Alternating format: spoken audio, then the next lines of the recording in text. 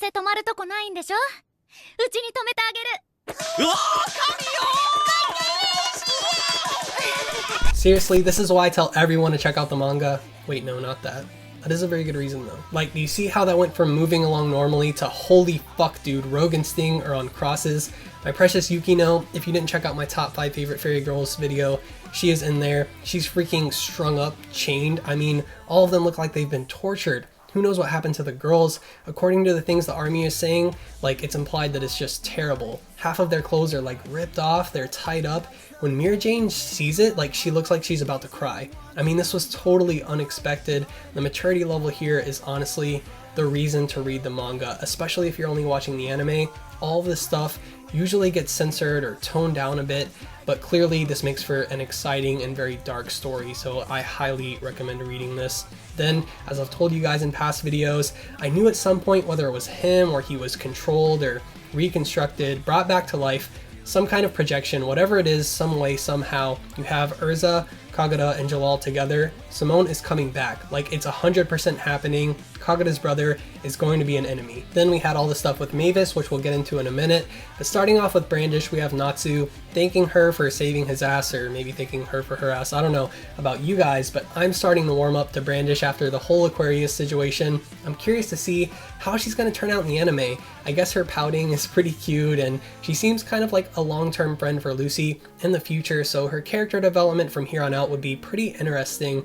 But she also has like this despondent dark side to her, maybe a weird side. If you don't remember, she like asked Lucy to take a bath with her in the middle of the war, and as she's talking about August showing up, her eyes are so blank, almost like she doesn't care because everything will be destroyed or the world will end in the war. Like, she just doesn't care. She kind of has that attitude devoid of happiness or something.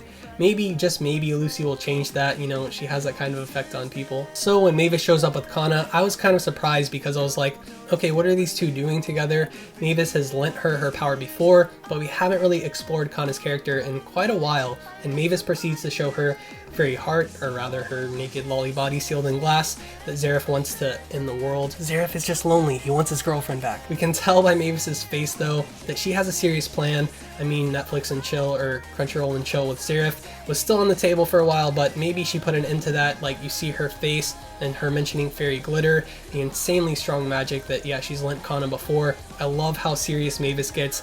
Obviously there's going to be some hesitation from Kana since she was basically asked to destroy Mavis's like projection, but Mavis gets so serious, her eyes tell the entire story. I mean, maybe she will try showing Zeref love, since I think that's what she saw between Natsu and Lucy. That would be so beautiful. I totally ship Zervis. Their backstory is depressing to say the least. Both of them have been alive for so long.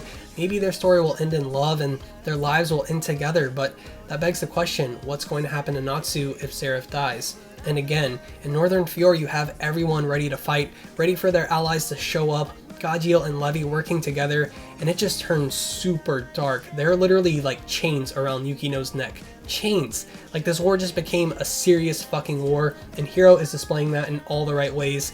In the south as well, you have both Wendy and Laxus looking very rough, which you wouldn't expect Laxus to look like that already. And as we said, Simone is somehow back, like it was bound to happen. I mean, Kagura crying, Jalal frustrated, worried, and Urza in shock.